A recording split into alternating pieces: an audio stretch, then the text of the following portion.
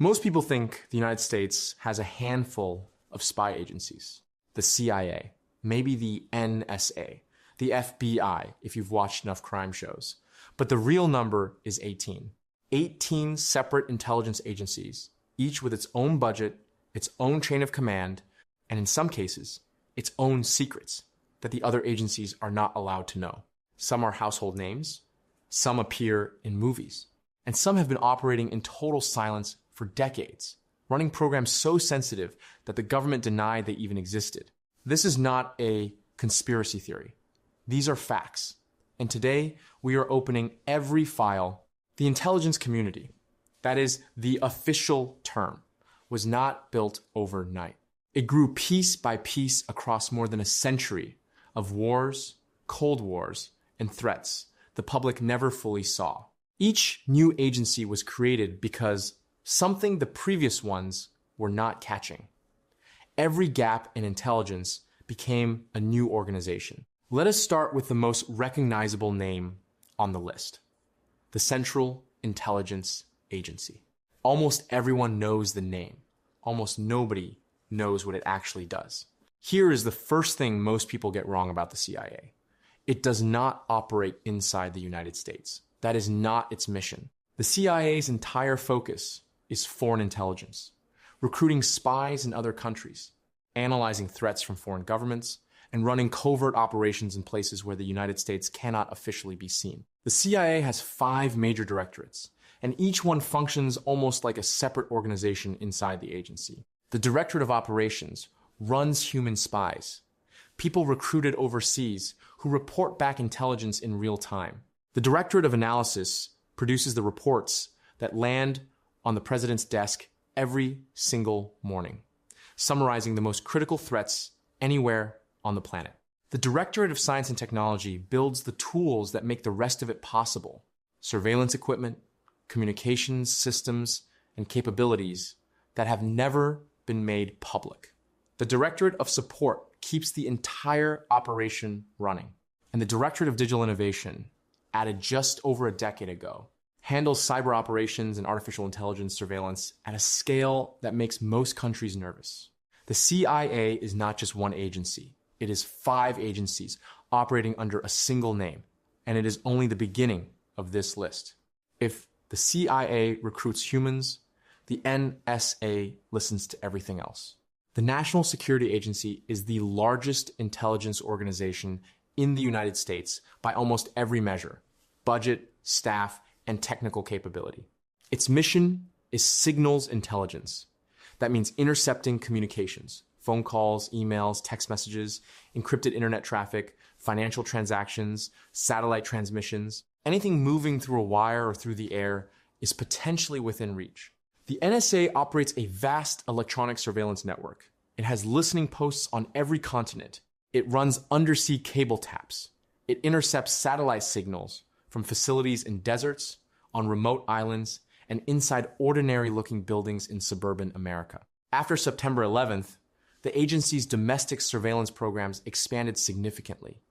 In 2013, the PRISM program was exposed, revealing NSA access connected to major technology companies, including Google, Apple, Microsoft, and Facebook. The metadata of hundreds of millions of Americans was being collected and stored, often without their knowledge. But the NSA does not operate alone. It anchors a coalition of 5 English-speaking nations known as Five Eyes: the United States, the United Kingdom, Canada, Australia, and New Zealand. The alliance grew out of an intelligence sharing agreement dating back to the Second World War. Together, these countries share intelligence across borders.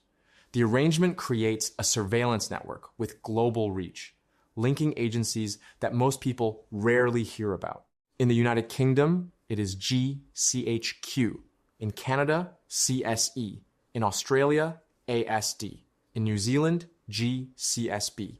Each feeds into a shared intelligence pool. So when analysts at Fort Meade, Maryland pull up a report, the underlying intelligence may have come from a listening post in Brisbane, a cable tap in the North Sea, or a satellite intercept from a base in New Zealand. The Five Eyes Agreement is one of the longest running and most consequential intelligence partnerships in modern history. Yet the agencies behind it operate mostly outside public view. The NSA's budget is classified. Its exact workforce size is classified. The full scope of its collection capabilities is classified. What we know comes from leaks, court filings, and occasional congressional hearings. What remains unknown is almost certainly larger. The NSA does not make headlines like other agencies. It does not have a public-facing role. It operates in the background, and in the background is exactly where it is most effective. Most people think of the FBI as a law enforcement agency, badges, courtrooms, crime scenes, and that is true. But the FBI also runs one of the most important domestic intelligence operations in the world. Its national security branch focuses on counterterrorism, counterintelligence, and cyber threats inside the United States. If a foreign government is running a spy operation on American soil, the FBI is the agency trying to detect and disrupt it. If a terrorist plot or domestic extremist threat emerges, the FBI helps connect the clues before violence happens. At the FBI, the line between law enforcement and intelligence is much thinner than most people realize. But below the famous three, the CIA, NSA, and FBI, sits another layer of American intelligence agencies. They rarely make headlines, but they shape how the United States understands threats around the world. The Defense Intelligence Agency, or DIA, provides military intelligence to the Secretary of Defense, the Joint Chiefs of Staff, and combatant commands. While the CIA studies foreign governments broadly, the DIA focuses on military capability, troop movements, weapons systems, foreign strategy, and order of battle. Its work helps military leaders understand what other armed forces can do and what they may be preparing to do. Then come the intelligence organizations inside each military service. Army intelligence studies land warfare threats. Navy intelligence tracks foreign fleets, submarines, and maritime activity. Air Force intelligence watches aircraft, missiles, air defenses, and threats in the sky. Marine Corps intelligence supports expeditionary forces operating in fast-moving, contested environments.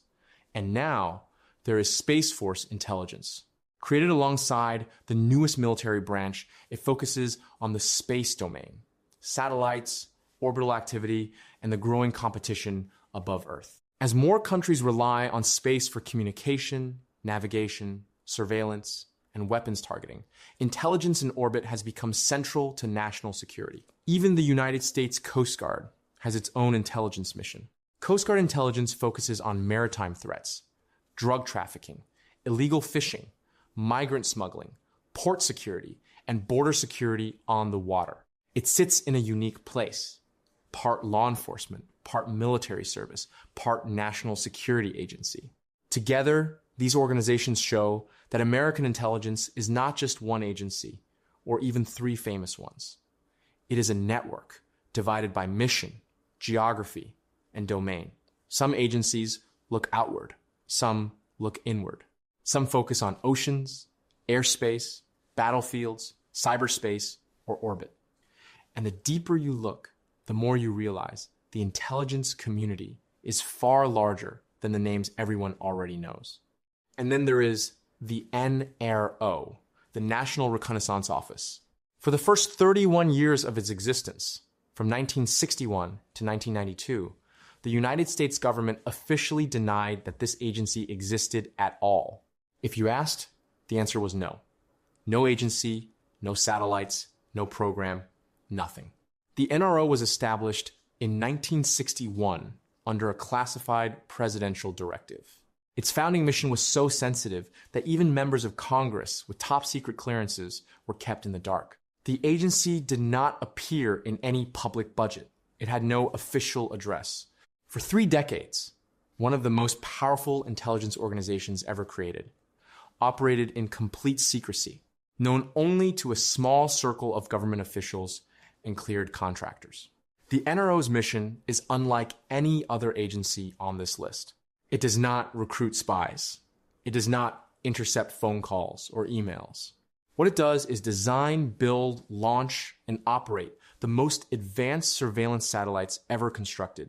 Right now, as you watch this, there are dozens of classified NRO satellites in orbit above Earth, watching, recording, transmitting. Every high-resolution satellite image used by the CIA, the NSA, the military, and the White House originated from NRO hardware. When the president needs to know what is happening inside a foreign military installation, a suspected weapons site, or a terror compound, the NRO is what makes that possible. The capabilities of these satellites are classified.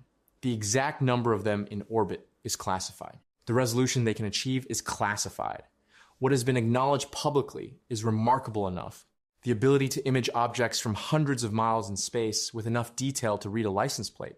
What has not been acknowledged is believed to be significantly more advanced. The NRO's budget is classified. Even the rough figure is not public. But estimates based on declassified budget frameworks place it among the most expensive intelligence programs ever funded by any government in history. Its headquarters is in Chantilly, Virginia, an unremarkable office park surrounded by ordinary corporate buildings. No signage visible from the road, no indication of what happens inside. The kind of place you drive past 1,000 times and never notice.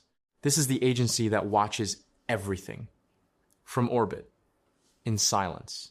And for 31 years, the United States government looked the entire world in the eye and said it did not exist. 18 agencies, one mission. But for most of these organizations' history, they were not actually working together. The CIA had intelligence the NSA did not know existed. The FBI was tracking domestic threats the DIA had never heard of. The NRO was capturing satellite imagery that analysts in other agencies could not access.